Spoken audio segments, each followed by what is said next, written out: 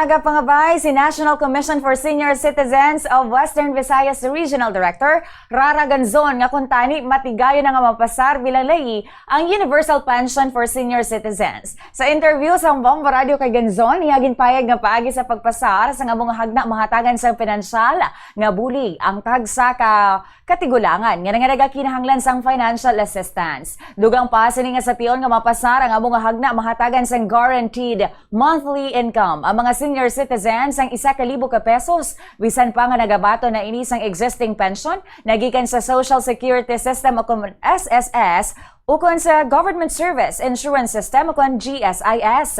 Naibaluan nga ang mga indigent pa lamang ang mga katigulangan nga nagaedad sa 60 anyos pasaka ang ginahatagan sang gobyerno sang amo ukon ang benepisyaryo sang amo nga programa.